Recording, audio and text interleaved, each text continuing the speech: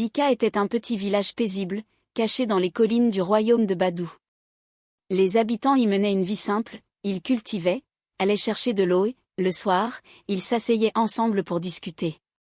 Tout le monde se connaissait à Bika, et les nouvelles circulaient rapidement. Si quelque chose arrivait à une personne, dès le lendemain matin, tout le village en parlait. Mais, dernièrement, la peur s'était installée dans le village. Depuis quelques mois, des jeunes femmes étaient retrouvées mortes, l'une après l'autre.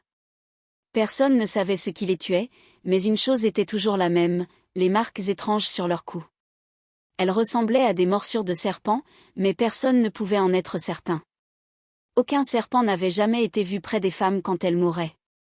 C'était comme si les décès se produisaient en secret, ce qui rendait la situation encore plus effrayante. Le chef du village, Roi Zota, envoya des chasseurs dans la forêt pour trouver le serpent, mais ils revinrent bredouilles. Les décès ne s'arrêtèrent pas, et la peur ne fit que croître. Les mères commencèrent à avertir leurs filles de ne pas se déplacer seules la nuit. Même en plein jour, les femmes ne se sentaient plus en sécurité. Le village, autrefois animé, devint silencieux, et les gens ne se faisaient plus autant confiance qu'avant. Mais il y avait une personne qui ne semblait pas se soucier de toute cette peur, Yovo. Si vous demandiez à n'importe quelle femme de Bika qui était l'homme le plus beau du village, la réponse était toujours la même, Yovo. Grand, avec un corps musclé qui montrait son dur travail de constructeur, sa peau était lisse et foncée, et ses yeux brillaient comme s'il savait toujours quelque chose que les autres ignoraient. Yovo avait un charme irrésistible qui faisait oublier aux femmes toutes leurs peurs. Quand il se promenait dans le village, les femmes riaient et rougissaient, espérant qu'il les regarderait. Et quand il le faisait, c'était comme si le soleil ne brillait que pour elles. Yovo savait comment utiliser son apparence et ses douces paroles. Ce n'était pas seulement son beau visage, mais aussi sa façon de parler, de se mouvoir et de toujours sembler en contrôle.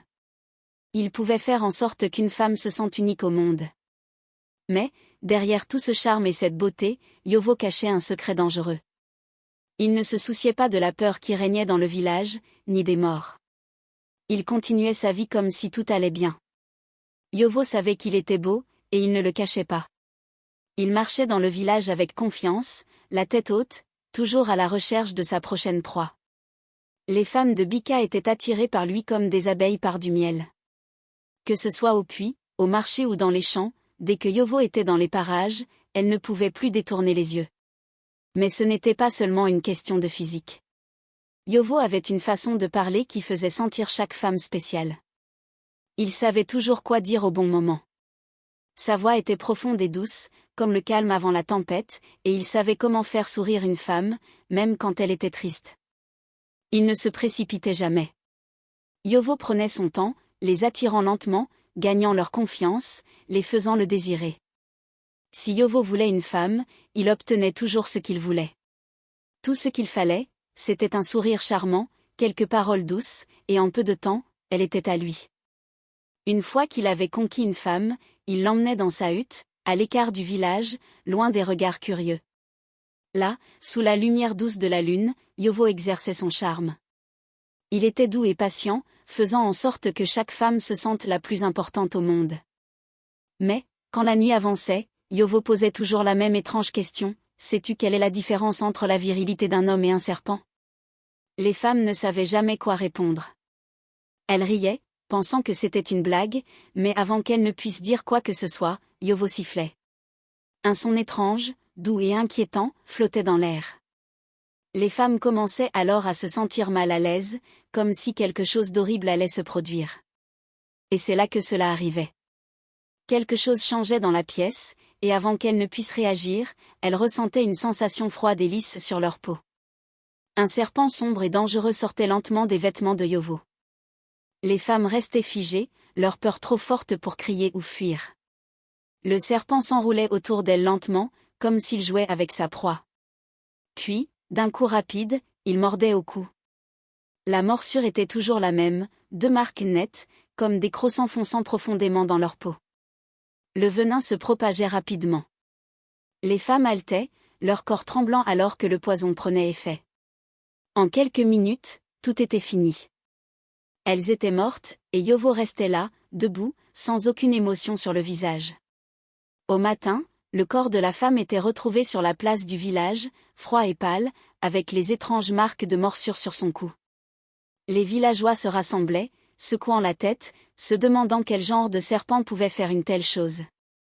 Mais personne ne soupçonnait Yovo. Il était trop beau, trop charmant, trop parfait. À chaque nouvelle mort, la peur dans le village grandissait, mais Yovo ne s'en souciait pas. Il continuait sa vie comme si de rien n'était. Les femmes continuaient de rougir et de rire lorsqu'il passait, totalement inconscientes du danger qui se cachait derrière son apparence et ses douces paroles. La vie à Bika continuait, même avec la peur qui planait sur le village. Les femmes étaient plus prudentes, surtout la nuit, mais la routine quotidienne de chercher de l'eau, de cultiver et de commercer continuait. À chaque fois qu'une femme mourait, les gens pleuraient, mais personne n'avait de réponse. Le chef du village, Zota, essayait de calmer les habitants, mais au fond, tout le monde savait que quelque chose n'allait pas et que ce n'était pas un simple serpent qui causait ces décès. Un jour, un nouveau visage apparut dans le village, une femme nommée Kosa. Elle était différente des autres femmes de Bika. Grande et gracieuse, avec une peau qui brillait comme du bois poli, Kosa se tenait avec assurance. Sa beauté ne résidait pas seulement dans son visage ou son corps, mais dans sa manière de se déplacer, comme si rien autour d'elle ne la perturbait. Elle était venue rendre visite à sa tante, qui vivait à la lisière du village, et dès son arrivée, elle attira l'attention de Yovo. Yovo remarqua Kosa dès la première fois qu'il la vit au puits. Contrairement aux autres femmes, qui ne pouvaient s'empêcher de le regarder ou de rougir quand il passait, Kosa n'était pas impressionnée. Elle ne riait pas, ne le regardait pas et ne lui souriait même pas. Au lieu de cela, elle le regardait droit dans les yeux, son visage calme, comme si elle contrôlait tout. Cela intrigua Yovo. Il n'avait pas l'habitude d'être ignoré, et le calme de Kosa lui semblait un défi. Yovo avait toujours réussi à conquérir toutes les femmes qu'il désirait, et il n'allait pas laisser Kosa être la première à lui résister. Dès cet instant, Yovo décida qu'il devait la voir. Il commença à observer Kosa de plus près. Il remarqua qu'elle était toujours polie, mais jamais trop amicale. Elle parlait gentiment aux gens, mais ne laissait personne s'approcher trop près. Cela ne fit qu'augmenter le désir de Yovo. Il n'était pas seulement attiré par sa beauté, mais aussi fasciné par son mystère, par sa force. Plus il la regardait, plus il devenait déterminé. Yovo n'était pas habitué à l'échec, et il n'allait pas commencer maintenant. Il se mit à suivre Kosa, cherchant des occasions de lui parler, de la charmer comme il avait fait avec tant d'autres. Mais chaque fois qu'il l'approchait, Kosa gardait ses distances, comme si elle savait quelque chose qu'il ignorait. Un après-midi, Yovo trouva son moment. Kosa était au puits, hissant son pot d'eau, et il y avait moins de monde autour. Yovo s'avança vers elle, son sourire habituel aux lèvres. « Kosa, dit-il d'une voix douce, profonde et sucrée comme du miel, laisse-moi t'aider à porter ça. » Kosa le regarda sans expression.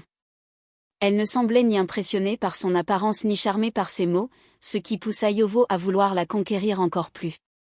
Il attendait qu'elle rougisse ou qu'elle rit, comme les autres, mais au lieu de cela, elle hocha simplement la tête. « Si tu insistes, dit-elle calmement, en reculant pour le laisser prendre le pot. Yovo ressentit une petite victoire. Il souleva le pot facilement et le plaça sur sa tête, en s'assurant de montrer sa force. Pendant qu'il marchait vers la maison de sa tante, Yovo tenta de faire la conversation, mais Kosa resta silencieuse. Elle répondait à ses questions poliment, mais sans en dire plus que nécessaire. Ce n'était pas ce à quoi Yovo était habitué, mais il se disait qu'il ne s'agissait que d'une question de temps avant qu'elle ne succombe à son charme. Toutes les femmes finissaient par le faire. Elle fait simplement semblant d'être difficile, se dit-il. Il devait simplement redoubler d'efforts avec celle-ci. Après cette rencontre au puits, Yovo ne parvenait plus à sortir Kosa de son esprit. Elle n'était pas comme les autres femmes de Bika. La plupart auraient fondu sous son sourire, riant et rougissant, mais pas Kosa. Elle était différente. Plus elle restait distante, plus l'obsession de Yovo grandissait. Il n'avait pas l'habitude qu'une femme ne lui accorde pas l'attention à laquelle il était habitué. C'était nouveau, frustrant, et cela ne faisait que renforcer son désir pour elle. Yovo commença à trouver des excuses pour lui parler. Au début, c'était des petites choses, proposer de l'aider à porter son fardeau, tenter de faire la conversation, essayer d'attirer son attention de quelque manière que ce soit. Mais peu importe ce qu'il faisait, Kosa restait polie mais distante. Un soir, Yovo n'en pouvait plus. Il décida qu'il devait en faire plus, qu'il devait reprendre le contrôle de la situation. Il ne pouvait pas laisser Kosa lui échapper. Il n'avait jamais échoué avec une femme auparavant, et il n'allait pas commencer maintenant. Yovo savait que Kosa visitait souvent la petite ferme de sa tante, juste à l'extérieur du village, où elle cultivait des ignames et des légumes. Il décida de l'attendre là. C'était une soirée chaude, et le soleil commençait à se coucher, projetant une douce lumière orangée sur les champs. Yovo s'appuya contre un arbre, les bras croisés sur la poitrine, les yeux fixés sur le chemin menant à la ferme. Enfin, il la vit. Kosa marchait lentement, ses pas étaient réguliers et gracieux. Elle portait un panier d'igname sur la tête, le dos droit, son visage toujours aussi calme. Quand elle s'approcha, Yovo s'avança, bloquant son chemin. « Kosa, dit-il, sa voix profonde et douce, tu m'évites. » Kosa leva un sourcil et le regarda sans perdre son calme. « Je n'ai rien fait de tel, Yovo, » répondit-elle tranquillement. « J'étais simplement occupée. » Sa réponse l'irrita. Yovo n'avait pas l'habitude d'être éconduit de cette façon. Il était habitué à ce que les femmes soient ravies de le voir et non à agir comme s'il n'avait aucune importance. Mais il força un sourire, essayant de garder son sang-froid. « Tu es toujours si sérieuse, » dit-il en se rapprochant. « Pourquoi ne me laisserais-tu pas t'accompagner ? On pourrait mieux se connaître. » Kosa le regarda longuement, son visage toujours impassible. Pendant un moment, Yovo crut qu'elle allait accepter, mais finalement, elle secoua la tête, contournant Yovo. « Ça ne m'intéresse pas, Yovo, » dit-elle simplement. Comment pouvait-elle simplement s'éloigner de lui ainsi ? Personne ne lui avait jamais dit non de cette manière. Son orgueil en fut blessé, mais, plus encore, son obsession pour Kosa grandit. Il ne pouvait pas la laisser s'échapper si facilement. Tandis que Kosa s'éloignait, les yeux de Yovo s'assombrirent. Il se fit une promesse à lui-même, il l'aurait, et elle ne pourrait pas lui résister bien longtemps. La frustration de Yovo grandissait à mesure que Kosa continuait à lui résister. Il était habitué à ce que les femmes tombent rapidement sous son charme, mais Kosa n'était pas comme les autres. Plus elle ignorait ses avances, plus son obsession grandissait. Il savait qu'il devait changer d'approche pour la conquérir. Cette fois, il décida d'être patient, de jouer sur la durée. Au lieu de la couvrir d'attention comme auparavant, Yovo se retira. Il cessa de la suivre partout et lui parlait à peine lorsqu'ils se croisaient. Il ne fallut pas longtemps pour que Kosa remarque ce changement. Elle s'attendait à ce qu'il continue d'essayer, mais maintenant, il semblait distant, presque désintéressé. Ce changement dans le comportement de Yovo fonctionna. Après plusieurs jours à l'observer de loin, Kosa devint curieuse. Un soir, alors qu'il était assis devant sa hutte à aiguiser ses outils, elle s'approcha. « Tu as été silencieux ces derniers temps », remarqua-t-elle d'un ton calme mais curieux. Yovo se contenta de hocher la tête, donnant des réponses courtes, sans expression. Il savait que cela l'attirerait davantage. Après quelques moments de silence, Yovo suggéra une promenade, et Kosa accepta, baissant légèrement sa garde.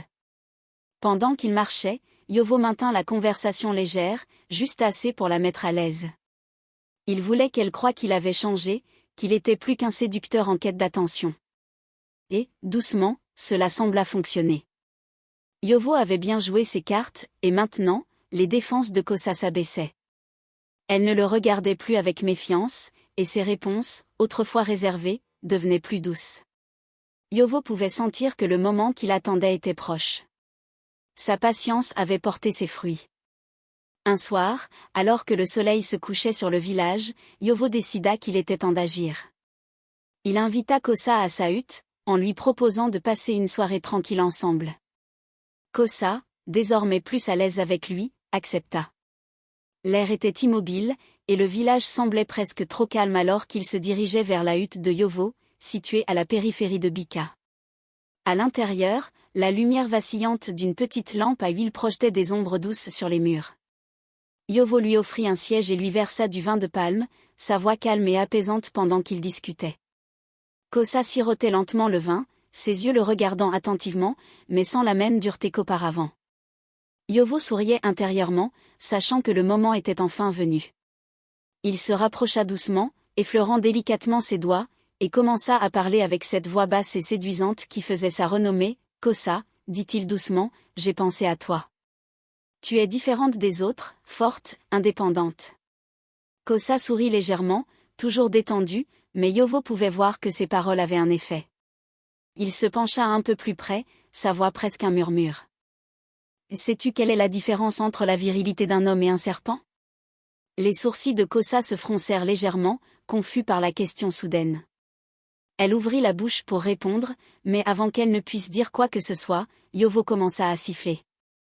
Le son était doux au début, à peine perceptible, mais il devint plus fort, remplissant la pièce d'une mélodie étrange. Kosa se tendit dans son siège, soudainement mal à l'aise, mais c'était trop tard. Dans l'ombre, une forme sombre commença à bouger. Les yeux de Kosa s'élargirent en voyant un serpent long et menaçant sortir du pantalon de Yovo. Les écailles froides du serpent brillaient à la lueur tamisée, tandis que la créature se glissait autour d'elle. Yovo regardait, son visage impassible, alors que le serpent se préparait à frapper. Mais cette fois, quelque chose était différent. Kosa, bien que terrifiée, plongea soudain la main dans les plis de son pagne et en sortit une petite flûte blanche. Sans hésitation, elle souffla dedans, et le son qui en sortit était perçant, emplissant l'air d'une énergie étrange. Les yeux de Yovo s'agrandirent de surprise, tandis que le serpent se figea en plein élan. Il hésita, confus, ses yeux désormais rivés sur Kosa au lieu de sa proie habituelle. Elle souffla à nouveau dans la flûte, et cette fois, le serpent se détourna lentement d'elle pour se diriger vers Yovo. Yovo, là, la peur traversant son visage pour la première fois. Le serpent, désormais sous le contrôle de Kosa, s'enroula autour de lui, serrant son étreinte. Yovo haletait, luttant pour respirer, tandis que le serpent se resserrait, ses crocs menaçant son cou. « Yovo » balbutia Yovo, sa voix à peine un murmure. Le visage de Kosa était calme, ses yeux froids et perçants. « Tu n'es pas le seul à savoir contrôler un serpent. Il est temps que tu paies pour tes actes maléfiques. » Avant que Yovo ne puisse répondre, le serpent frappa, enfonçant ses crocs dans son cou. Le venin se répandit rapidement, le paralysant presque instantanément. Le serpent desserra son étreinte et se glissa dans l'obscurité, laissant Yovo s'effondrer sur le sol. Bien avant que Kosa ne mette les pieds à Bika, son cœur était lourd de chagrin et de colère. La raison de sa venue au village n'était pas simplement pour rendre visite à sa tante, mais pour chercher des réponses. Quelques mois plus tôt, elle avait perdu sa plus proche amie, Afi, dans l'un des décès mystérieux qui avaient secoué les villages voisins. La douleur de perdre Afi l'avait profondément marquée, et Kosa s'était juré de trouver la personne responsable. Afi et Kosa avaient grandi ensemble, inséparables depuis l'enfance. Afi débordait de vie, toujours en train de rire et pleine d'énergie. Elles partageaient tout, de leurs rêves à leurs secrets les plus profonds. Un soir, Afi avait confié à Kosa qu'elle voyait quelqu'un de nouveau, un homme qu'elle décrivait comme grand, beau et charmant, quelqu'un qui la faisait se sentir comme la seule femme au monde. Mais Afi n'avait jamais mentionné son nom. Elle avait simplement dit que cet homme avait quelque chose de mystérieux, quelque chose qu'elle ne parvenait pas à expliquer. Quelques semaines plus tard, Afi fut retrouvée morte, son corps étendu sur la place du village, froid et pâle, avec d'étranges marques de morsures sur le cou, comme les autres victimes. Le village pleura sa perte, mais personne n'avait de réponse. Kosa était dévastée, et son chagrin se transforma rapidement en suspicion. Qui était cet homme qu'Afi voyait? Pourquoi n'avait-elle jamais révélé son nom? Et pourquoi personne ne savait rien de lui? Kosa ne pouvait pas laisser cela de côté. Elle savait que la mort de son ami n'était pas un simple accident. Cela devait être lié à cet homme mystérieux. Son instinct lui disait que quelque chose de sombre se tramait. Alors, elle commença à poser des questions, discrètement, prudemment. Elle voulait tout savoir sur les récents décès, et bientôt, ses recherches la menèrent à Bika.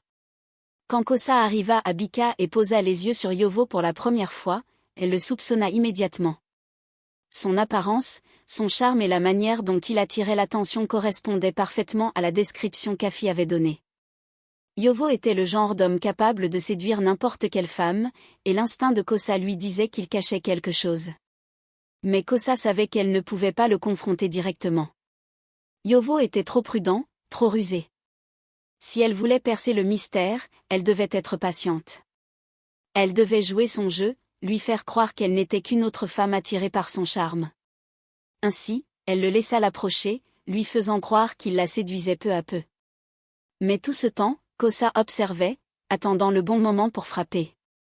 Avant de venir à Bika, Kosa avait sollicité l'aide d'une puissante oracle dans son village natal. Les morts étaient trop étranges, trop semblables pour être l'œuvre d'un serpent ordinaire. L'oracle était connu pour voir au-delà du monde physique, pour dévoiler des vérités cachées, et Kosa espérait qu'elle aurait des réponses. L'oracle accueillit Kosa dans sa petite hutte, remplie de l'odeur d'herbes brûlées et imprégnée de l'énergie de l'invisible. Kosa lui expliqua tout, la mort mystérieuse d'Afi, les marques de morsure, l'homme étrange dont son ami avait parlé. L'oracle écouta en silence, les yeux fermés, comme si elle voyait bien au-delà des murs de sa hutte. Finalement, l'oracle ouvrit les yeux et parla d'une voix basse et rauque. « Il y a un homme, dit-elle, dont la virilité n'est pas comme celle des autres hommes. Il porte en lui un serpent de séduction et de mort. C'est son arme, sa malédiction. Avec lui, il attire les femmes dans son lit, et une fois sous son emprise, le serpent frappe. Le venin tue rapidement, ne laissant que des marques derrière. » Kosa sentit un frisson parcourir son corps. Elle soupçonnait quelque chose de sombre, mais cela dépassait tout ce qu'elle avait imaginé. Un homme serpent capable de charmer les femmes jusqu'à leur propre mort ? Cela semblait impossible, mais les morts à Bika étaient trop réelles, trop fréquentes pour être ignorées. Y a-t-il un moyen de l'arrêter ? Demanda Kosa, sa voix calme malgré la peur qui grandissait en elle. L'oracle hocha lentement la tête. Il y a un moyen, mais il est dangereux. Tu dois utiliser son arme contre lui. Le serpent réagit à un son spécifique, un sifflement qu'il utilise pour le contrôler. Mais avec le bon outil, tu peux contrôler le serpent. Je te donnerai une flûte, un instrument sacré qui te protégera. Si tu la joues au bon moment, le serpent t'obéira, pas lui. L'oracle tendit à Kosa une petite flûte en argent, pas plus grande que sa main. Elle semblait simple, mais Kosa pouvait sentir la puissance qui s'en dégageait. C'était sa seule chance. Mais attention, continua l'oracle, il est rusé. Il essaiera de te séduire, de te faire confiance. Tu dois le laisser croire qu'il a gagné. Ce n'est qu'alors que tu pourras frapper. Avec la flûte en main et un plan qui se formait dans son esprit, Kosa se mit en route pour Bika, prête à affronter l'homme qu'elle croyait responsable de la mort de son ami. Dès qu'elle vit Yovo, elle sut qu'elle avait raison. Il correspondait parfaitement à la description, le charme, l'arrogance, la façon dont il attirait les femmes comme des mouches sur du miel. Elle devait être prudente. Elle ne pouvait pas lui révéler ses véritables intentions. Alors, elle joua le jeu, le laissant penser qu'il se rapprochait. Qu'elle tombait sous son charme comme les autres. Ce que Yovo ignorait, c'est que Kosa était différente. Elle n'était pas une simple victime. Elle était venue pour se venger, pour obtenir justice. Et avec la flûte de l'oracle, elle avait le pouvoir de s'assurer que Yovo paie pour ce qu'il avait fait à Afi et à toutes les autres femmes tombées sous son sort mortel. Au matin, le village de Bika était en ébullition. Les chuchotements remplissaient l'air. Les villageois s'étaient rassemblés sur la place, leurs visages marqués par la stupeur et l'incrédulité. Yovo, l'homme qu'ils admiraient tous, gisait au milieu de la place, son corps pâle et immobile. À côté de lui, le serpent, son terrible secret, était enroulé, la tête coupée et inerte. Kosa se tenait devant les villageois, le visage calme mais le cœur lourd. Elle avait accompli ce pourquoi elle était venue. Elle avait vengé son amie Afi et mis fin à la terreur qui avait hanté les femmes de Bika pendant si longtemps. Le village était silencieux lorsqu'elle prit la parole, sa voix claire et assurée. « Je ne suis pas une simple visiteuse, dit-elle en balayant la foule du regard. Je suis venue ici avec une mission, trouver l'homme responsable de la mort de mon amie Afi et mettre un terme au meurtre. » Yovo, avec tout son charme et sa beauté, n'était pas ce qu'il semblait être. Il était à l'origine de toutes ces morts dans ce village. Il utilisait son serpent, caché en lui, pour séduire et tuer les femmes. Les villageois étaient sous le choc. Ils n'avaient jamais soupçonné Yovo, le beau et charmant bâtisseur, d'être la source de tant de douleur et de misère. Pendant des années, il avait vécu parmi eux, gagnant leur confiance, tout en cachant la sombre vérité derrière son sourire. Ils avaient été aveuglés par son charme, par son allure parfaite, sans jamais imaginer qu'il était un monstre déguisé. Des murmures d'incrédulité parcouraient la foule. Certaines femmes, qui avaient autrefois ri et rougi en sa présence, restaient silencieuses, leur visage pâle de choc. D'autres baissaient la tête, honteuses, réalisant à quel point elles avaient failli devenir ses victimes. Mais maintenant, la vérité était claire. Le règne de terreur de Yovo était terminé, et le village était libéré de l'obscurité qui l'avait envahi pendant si longtemps. Les années passèrent, et l'histoire de Yovo et de son serpent devint une légende à Bika. Les mères racontaient l'histoire à leurs filles, les mettant en garde contre les dangers de se laisser séduire par le charme d'un homme sans connaître son cœur.